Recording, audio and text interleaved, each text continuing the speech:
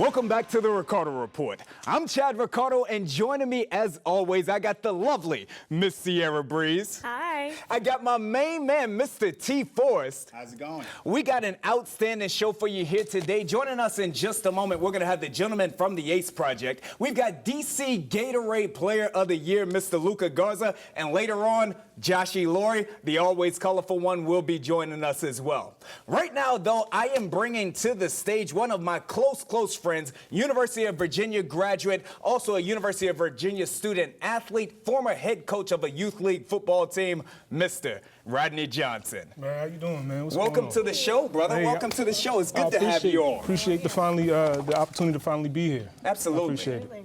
Yeah. Absolutely. So, Coach, I have a quick question for you. You have, loved the game almost all of your life. Absolutely. Football. Yes, yeah. Now that you have a younger son, does that change your perception of the game? And would you let him play it when he gets older?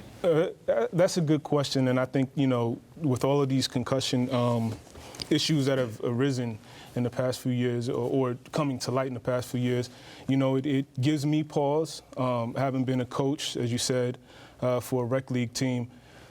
I've thought about it, and the way I feel about the game itself is that, for the smaller kids, so my son, he's only 2 years old. Right. So I feel like for the smaller kids, up to about the age of, 6 or 7 years old, I think the game is perfect for them to start playing at that age, because at this point in time, they're really only running into each other, bumping into each other. And I was going to say, one of the reasons why we asked that is because if you all have seen in the news here this week, ESPN released an article. We know that as of 6 years ago, T. Force, the NFL, a lawsuit was brought against them because it was stated that they were hiding the issue, the correlation between head trauma and future injury to the brain in the NFL. Lawsuit 6 years later, not a penny has been paid out. Also, in the same week, an article was released stating that actually female soccer players are actually far more susceptible to head injury than football players, which kind of begs the question that, have we been wrong all this time? Is football not the dangerous sport? Is it women's soccer? Have we been confused? I mean, we're talking about a game that, there's a difference. Now, both games are contact sports. Right. But the difference with female soccer is you're actually going into the ball constantly, and there's a possibility of meeting people. I'll quote you, there's an international player from Cameroon who actually died on the field in 2003, I believe, just by hitting somebody in the head. And he fell right there and died right there on the spot. Now, I know that you have far more extensive football, football experience than me. I played football, right? We played American football. But it is, many of these injuries do come from attempting to head the ball. Breeze, you played soccer as well. What was your experience as a female out there? I actually never had the physical things happen to me. I never had any head injuries or anything, but I did happen to witness a couple of girls who had to be taken to the hospital, had to be rushed by ambulance because they passed out right on the field. It's pretty intense, especially when you're in the moment. You just want to go after the ball, and you don't really realize that there's a foot, there's coming, there's somebody else trying to head the ball, and it's pretty rough. One of the things, though, Jig, so if we look at this, now obviously women's soccer is dangerous. All sport living life is dangerous to an extent. Exactly. When we look at this, though, and we see these articles come out that point to other sports, Sierra, I know that you mentioned MMA as another sport in which is this individuals who have stock in the NFL attempting to take the light off of football, or are these sports truly as dangerous as football? Listen, I really can't answer that question. I don't know, who's putting the articles out or whatever, but these sports, all contact sports, as T has mentioned, all these contact sports have that opportunity for somebody to get seriously hurt. I was reading an article about the girls' soccer, female soccer, and a lot of it is from the collisions. Correct. That these players have. I mean, with football, we have helmets, we have protective gear that we wear. Whereas, with soccer, you guys have shin guards. That's it. The girls are running each other, they're going for the ball. She said you're paying attention to the ball, you're not paying attention to what's right in front of you, so you bang heads, you hit somebody's elbow, somebody's arm. But as far as what the motive is behind what's going out, I don't know. I mean, there was a movie about this. It was called Concussion. Okay? It had my main man Will Smith. I was about to say, let's now I'm not a doctor. Right. I am absolutely not a doctor. You play one on on Saturdays, do you not? Okay. Okay. Now, but what we have to realize is at the end of the day, football players actually do get hurt from this. Correct. It's a long-term injury that is not. It's not a fantasy. It's not some kind of CTE. dream. It's CTE. real. CTE is right Correct. there. Yeah. And I think that the thing, because a lot of times individuals, when they're attempting to make an argument, they connect dots. Okay. Yeah, right. So the point is to come out and say, well, in soccer there's more head trauma. So, you know, the whole thing in football, it can't be a real thing that's worth billions of dollars. CTE, if you do the science, if you look at the science on it, it's not just about concussions. And you and I, Coach John, we've had this conversation before. It's not just concussions, it's the head trauma of constantly and consistently pounding heads together. And that is something that, although you may go up in soccer for headers, you don't have that consistently. You don't. You really don't have that consistency. Yes. It's not constant, and you're not obligated to jump, right? This is You're true. not. You're This really is not. true. You don't have to do this. Coach, as a former youth coach, what are some ways, because the goal is not to stop playing football, but rather Right. to make I it agree. safer. I agree What with are some ways to make sure that football is safer? Then T, you can let us know how soccer can be safer as well. You know, I think a lot of it falls back onto the coaches. A lot of it falls back onto the parents. Parents need to make sure that their coaches are certified. Every year, the coaches have to get the heads-up certification from the USA Football. So make sure your coaches are certified.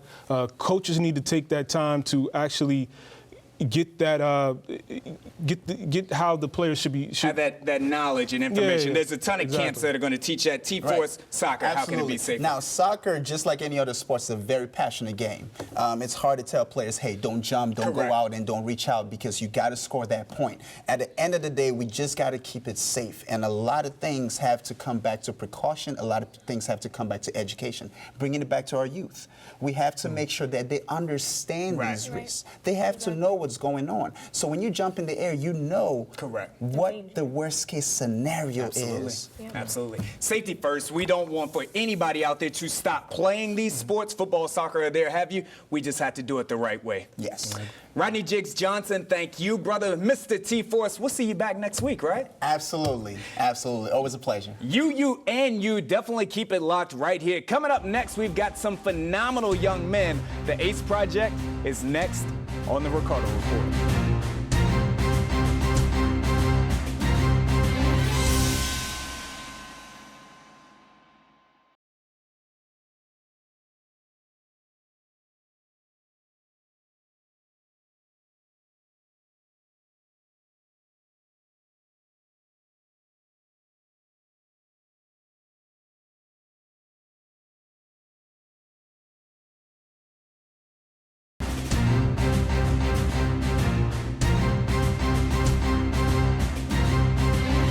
Once again, want to give a huge shout out to both Rodney Jiggs Johnson as well as T-Force. Definitely see those guys again next week. Sierra, it's time though to take a look at some of the most special student athletes in the entire district. This is Breezy's Boys. Yes, it is. Today, we're going to venture into the world of track and field. Savion Grant, the long-striding hurdler from Eastern, Savion runs the 55-meter in 8.22 seconds. Next up is Eric Harrison Jr. of St. John's. Eric is one of the fastest young men in the DMV. He runs the 55-meter in 6.35 seconds and the 60-meter in 6.81. If you think that Eric is speed, then you're going to think Harry Monroe of Gonzaga is the pace. He was the DC Boys Indoor Track and Field Athlete of the Year, and this blew my mind. His mile time is 4 minutes and 24 seconds. Amazing. His 2-mile time is 9 minutes and 28 seconds. I couldn't believe it. I Three couldn't imagine. extraordinarily impressive young men. I had the opportunity to see all three of them run at one point. All of them. Yeah, Phenomenal. I would have been blown away. Tell you. Speaking of phenomenal, our DCSAA Student Athlete of the Week, Mr. Maurice Bellens, class of 2018 out there at St. John's College High School. He's a dual sports star. He plays both football, quarterback. He's an athlete as well as runs track as well. At this point, Maurice Bellens has offers from Army, Navy, and Air Force. He also has interest from Duke. He's a phenomenal young man. Maurice Bellens, our Student Athlete of the Week for the DCSAA. Every now and again, Sierra, individuals, young men, come together and they form a tight bond, sometimes that leads to wins on the football field. At other points in times, it leads to getting some amazing things accomplished in the community. And what I truly think is great is how involved you are in the community, Joel. You're doing fantastic things, but how did this come about exactly? It all came about when my coach, Coach Ali, came and he talked to me. He told me I had a lot of influence on a lot of people, and a change needed to be made, and that change needed to start with me. So Exactly. since, People look up to you. yes, So. a lot of people. So since that was said, and I started going out to the community making a change, and a lot of kids started following me and following my footsteps. So they're also contributing to Yes, the community ma'am. as well. And just to give it a proper introduction, you all, the ACE Project, you all are football players from Seneca Valley out there. You've joined us on the show. Welcome, Joel. So interesting. We had to get that in, but Thank you, welcome, thank you. welcome to the show. Guys. Thank you for Thank you. coming. Thank you. Seriously. Happy to be here. So you are Lance, you are blazing a path for kids that are following in your footsteps. What does it feel like to be a role model? It feels kind of exciting because you get to meet new people and just like help like in the community and just have a positive mindset Influence. about it. Yeah, that's pretty cool. Do you like cherish it? Do you think it's I mean, I love doing it Yeah. because I get to help out, meet new people, and just like have a positive. Yeah. No, it's pretty cool. I like that a lot. And you speak to positivity. Cheyenne, I'm going to come to you with this one. Now, you all are football players, so very frequently that's what you're known as is football players. Yes. There's a lot of negativity that surrounds itself when football players behave badly in the city, in the streets, in the communities. What I want to know from you, Cheyenne, is why was it important to you to somewhat break that streak and do this instead of going the other direction? Because you have to be the change you have to be the change you want to see in the community. So Right. if I want to change the name of football players and athletes in general, then I have to step up and I have to start doing something new. That's amazing. Exactly. That's amazing. Lance, you're a senior. Yes. Now, I know that on the football field, you all had a pretty good season, right? I mean, I know that due to some rules and whatnot, it didn't end exactly the way that you wanted to. Yeah. Tough game out there in Damascus, but you all did. You had a really good season right here. You've played football. You've made an impression on people's lives out there on the football field, but you've also done this as well. Now, people are going to remember what you did on the football field, but people in the community, they're going to remember the lives that you touched with this work. What I want to know from you is that when individuals look back at your life at Seneca Valley in Germantown, how do you want to be remembered? What will be your legacy? As a young, intelligent man, I guess. What do you want them to say about you? What do you want for them to say about you and the things that you've been able to accomplish? I mean, I did some positive, made a positive change in my community. Yeah, just a better person. Joel, now you're obviously not done. Yeah. Where would you like to see the ACE Project grow to? Is there anything on the horizon? I mean, I would like to see the ACE Project as a group grow and become more and more deeper. More kids joining, more kids collaborating and contributing to the community and helping the community a better place. That's wonderful. That is wonderful. Seneca Valley on the football field next year. What do we think?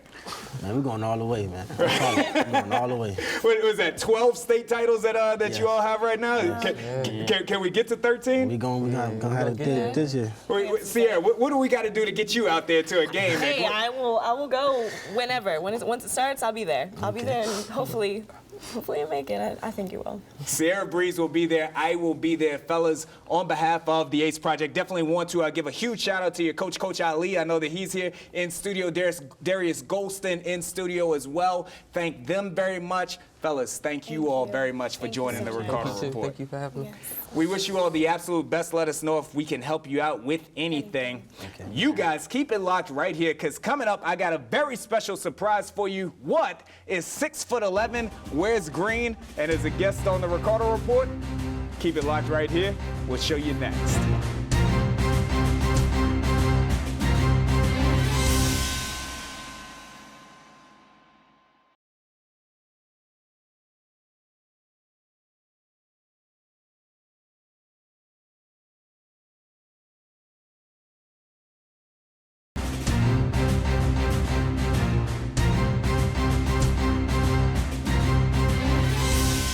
Want to give another huge thanks to the ACE Project for stopping by, a group of phenomenal young men, Sierra Breeze. Yep, I love him. Speaking of which, we got another huge, big-time guest. I mean that both in stature, literally, as well as figuratively. But before we bring him on set, Breeze, it's time to take a trip around the district. It's going down in the DCSAA. Talk to me about some games to watch. All right, Chad, so there are a ton of great games coming up on the horizon. On April 11th, Wilson has a tough matchup with Georgetown Day.